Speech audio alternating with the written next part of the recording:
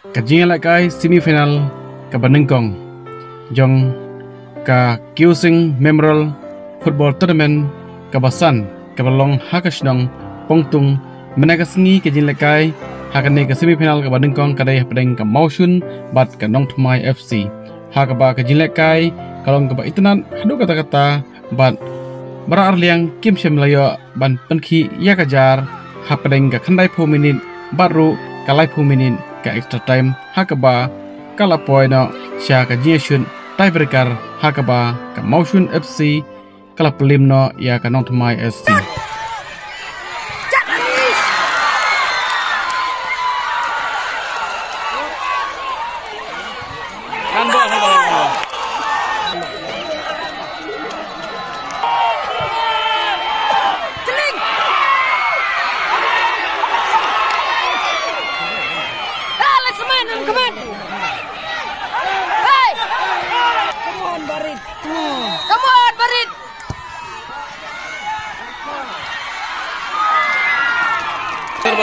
nervous nih.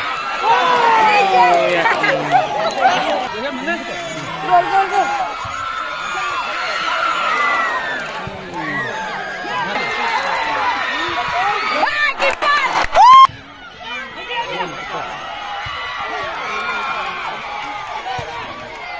Telah. Jish.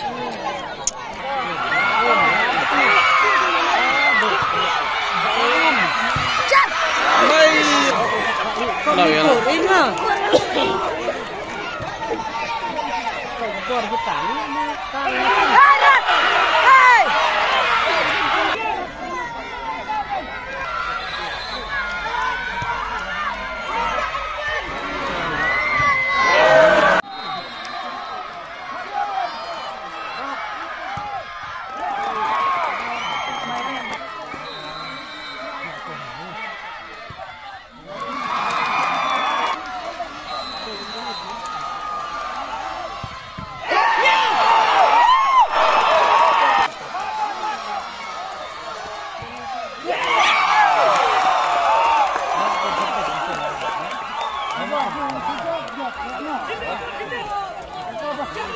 Kimbiang ko sa kuway.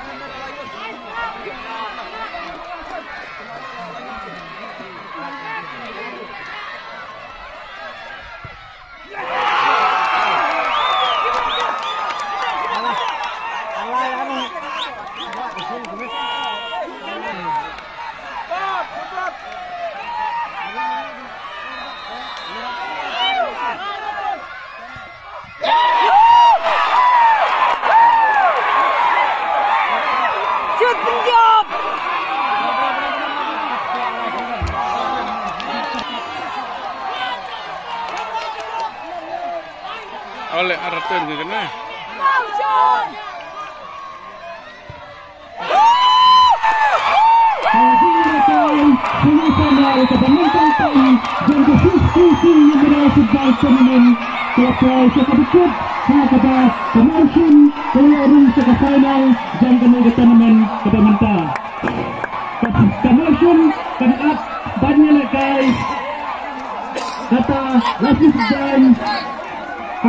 Patrick Bnaibak Roy.